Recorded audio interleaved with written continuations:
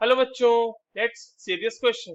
Two flasks A and B of 500 ml each are respectively filled with O2 and SO2 at 300 Kelvin and 1 atm pressure. The flask will contain, options are the same number of atoms, same number of molecules, more number of molecules of molecules, more number of moles of molecules in flask A as compared to flask B, and option D, the same amount of gas. चलिए इस question को solve करते हैं बच्चों. सबसे पहले तो ये देखते हैं कि इस क्वेश्चन को सॉल्व करने के लिए हमारे पास कौन से की कॉन्सेप्ट की जानकारी होनी चाहिए. देखो, ये जो सवाल है हमारे पास, ये बेसिकली आइडियल गैस इक्वेशन से हमारा सॉल्व हो जाना है. और आइडियल गैस इक्वेशन क्या होती है बच्चों? आइडियल गैस इक्वेशन होती है PV is equals to N R T.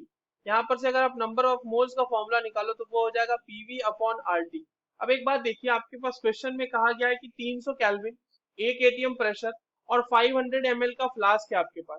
यानी प्रेशर भी सेम है, वॉल्यूम भी सेम है, टेम्परेचर भी सेम है और आर तो कांस्टेंट है ही.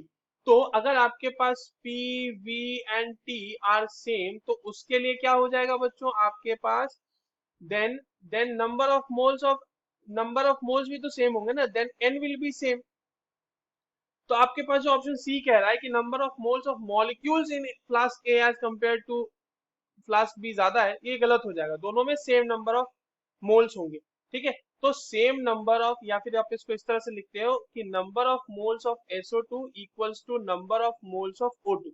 अब देखिए, क्योंकि नंबर ऑफ मोल्स सेम है तो इसीलिए इसका हो जाएगा Na into number of moles of SO2 molecules.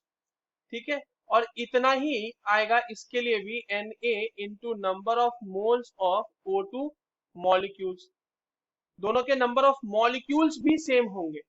ठीक है, क्योंकि नंबर ऑफ मोल्स से हमने डायरेक्टली मल्टीप्लाई कर दिया अवोगाद्रो नंबर को. 1 मोल में Na मॉलिक्यूल, तो n मोल अगर मोल है तो उसमें कितना मॉलिक्यूल होगा. तो ये हो गई बात, बी हमारा सही है. ठीक है, सेम अमाउंट ऑफ गैस नहीं हो सकता. क्यों सेम अमाउंट ऑफ गैस नहीं हो सकता? क्योंकि नंबर ऑफ मोल्स सेम भले ही है मगर मोलर मास दोनों का अलग अलग है ना बच्चों.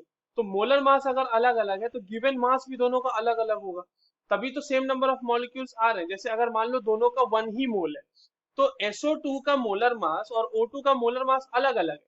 O2 का मोलर मास अगर हम देखें, O2 का मोलर मास ऑफ O2 ये हो जाएगा 32 ग्राम पर मोल. और अगर हम मोलर मास ऑफ SO2 देखें तो ये हो जाएगा 64 ग्राम पर मोल.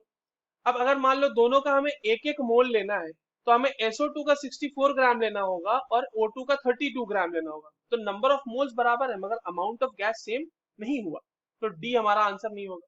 और ए कह रहा है the same number of atoms. देखो बच्चों, मॉलिक्यूल का नंबर सेम है, मॉलिक्यूल सेम है, बट अगर हम SO2 की बात करें तो उसके एक मॉलिक्यूल में 3 एटम है. तीन एटम है, एक सल्फर का एटम है और बाकी के 2 ऑक्सीजन एटम है. बट वहीं पर अगर आप O2 की बात करो तो उसके पास 2 एटम है.